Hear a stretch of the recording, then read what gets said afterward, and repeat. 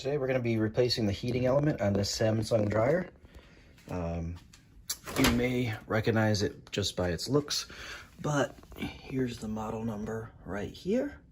It's a DV50K8600EV A3. So we're going to be replacing the heating element. It's about 6 years old and it just stopped heating. It'll still turn and everything. So we're going to go ahead and pop out that heating element and replace it. Here's the new heating element, just arrived from Amazon. It was $76. A little bit more expensive than your average one, but it's got a lot more heating coils than you normally see. Normally you just see 3 or 4 rows of them, where this one has 4 on each side. So this one probably gets a lot hotter than your average one, and we're gonna go ahead and replace it right now.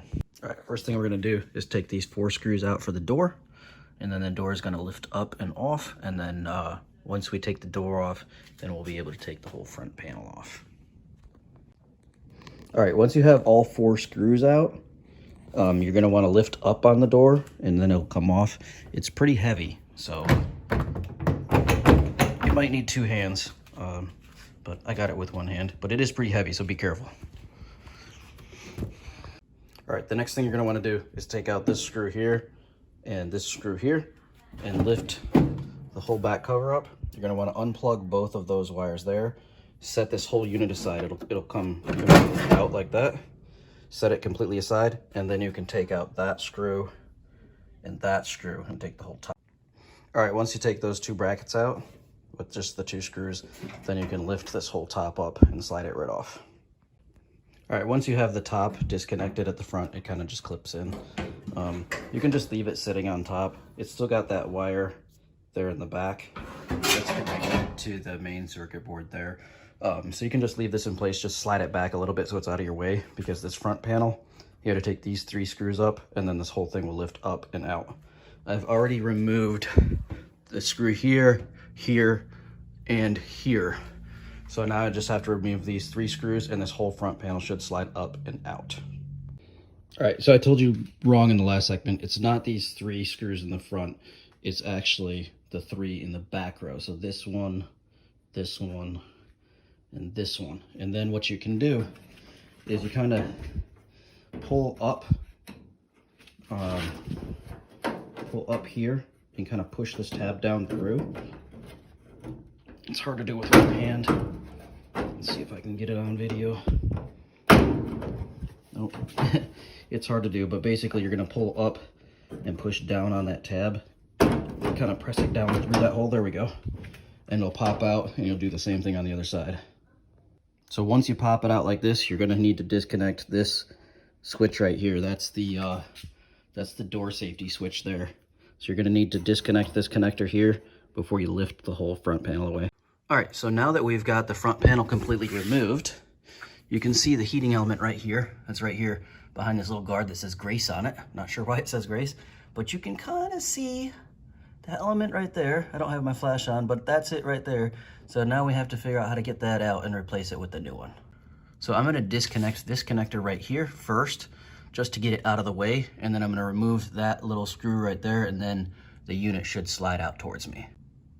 All right, I turned my light on now so you can see a little bit better in there. So I took that screw out, and then there's like a little tab right under here.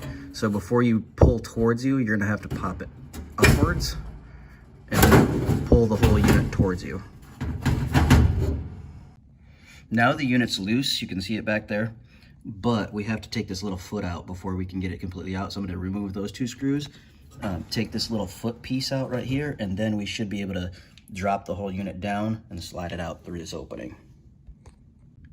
So apparently these guys wanted to make our lives difficult, because that back foot in the back right there, that's also screwed down with 2 screws that you can't see. They're just like these 2 that were up here, but they're in the back. So I'm gonna have to try to figure out how to get my hand in behind there. Hopefully I don't have to get any kind of specialty screwdriver. I'm gonna have to take those 2 screws out to get this foot out, because if you just try to slide this unit out through this opening right here, see there, it's no way it's gonna fit, it's blocked. So we're gonna have to try to get those 2 screws out in the back there. That's really hard to reach. All right, so this is not the best solution, but what I did was I could not, you can see that screw back there in the corner now. I could not get a screwdriver in there to save my life. I don't have a little stubby one with me. The only one I have is a full length, and I believe this is like 9 inches. And I could not get it back in there. So what I did was I just kind of pulled the bracket towards me and bent the whole thing flat. And now I should be able to pull this unit out kind of over the top of the bracket. I know it's not the best solution, but I should be able to bend this back into place. It's just thin metal when I put it back together. All right, so now that I've got it slid halfway out, I got to disconnect these wires. These are your heating element wires here. It's blue, red, white. Make sure you take a picture of these before you disconnect them. And then you've got your thermostat and your temperature sensor connections here. Make sure you take a note of where those go. So you're gonna have to unplug all of these connections and all of these, and then you can slide this whole unit out. All right, so once you have the element out, you're gonna wanna take the screws out. There's 3 on this side, 3 on this side. Oh, sorry, there's 4 on this side. And then you'll also have to take out this sensor right here. It goes like this. There's 2 screws in it.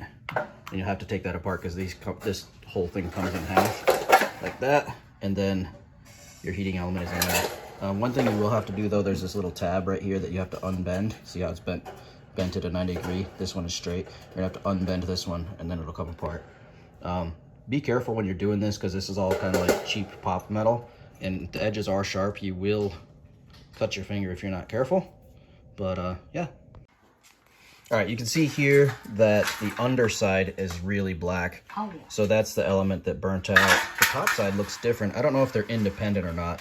This side looks cleaner, but the bottom side is really black. So the next thing you got to do before you pull it out and replace the with the new one is you see these spade connectors here.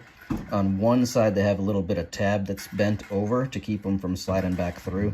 You're gonna have to unbend that tab right there, and then you can push the little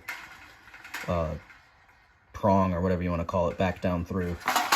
This is a ceramic insulator, so you'll have to slide these out. But unbend that tab, and they'll slide right out, and then you can just lift the whole unit out and replace it with a new one. All right, so once you unbend that little tab, I just used some needle nose pliers to unbend it. Then you can just poke it right down through there like that, and it'll pull out the other side. So again, take note of where these are. I can see where they're lined up now. So this one is the bottom hole. This one right here is the middle hole, and this one right here is the top hole. Make sure when you put the new unit in, they're in that same order. All right, so here's the brand new heating element. We got this on Amazon. It was 72 bucks or 67 bucks? 62, $62? That's not bad. So there's the model number right there. If you want to pause this and take note of that model number, that's the model number that we got off of Amazon. Here's the new unit, and we're going to set it in place. All right, so I got the new element set in here. I've got the prongs slid through in the correct order, and then I'm going to bend those little tabs over right there to keep it in place, and then I'll start putting this back together. This metal like kind of opens up. So what I do when I put the top section back on is I put all the screws in this side first, and then you'll have to kind of like bend it to get these holes to line up. If you get a small screwdriver, you can put it through the second hole and use that to align them and then put the screw hole through. Otherwise, you'll just have to kind of like bend it with your hand to get the holes to line up. So this is what I was talking about. So for every screw that goes through, there's an extra hole. And I'm pretty sure they did that on purpose because what you can do is to get all 3 layers to line up, you can stick a small screwdriver through there and kind of wiggle it around until that screw hole lines up, and then you can put the screw in. All right, so when you slide this back in, you'll see that the circular end, it will fit into that boot in the back. Make sure you slide it all the way in. If you don't, it's not gonna fit together. But when you slide it halfway back in, you're gonna remake all your connections, and then you're gonna fasten these brackets back down and basically reverse the steps to put everything back together. All right, guys, so apparently the dryer element was not the issue. So fortunately for the video, I showed you guys how to replace a dryer element. Unfortunately, in this case, this dryer is not completely fixed. You can see I'm holding the door closed. And it is getting hot. I can feel that back grate is hot, and I can smell like the new heater element heating up. It smells kind of like a hot hair dryer, but there's no air blowing out. So I've got to start investigating and see why there's no air blowing out. Could be the actual blower underneath. So anyway, that's it for this video. That's how to replace a dryer element. I might do another video on how to replace the blower if I figure out how to fix that. Okay, actual false alarm. I've got the door safety jumpered over with my needle nose pliers here, and I can see the blower running down there. So we do have airflow. What I'm thinking the problem is here, I was just servicing this dryer 2 months ago because it actually had a bad idler pulley on the drive belt.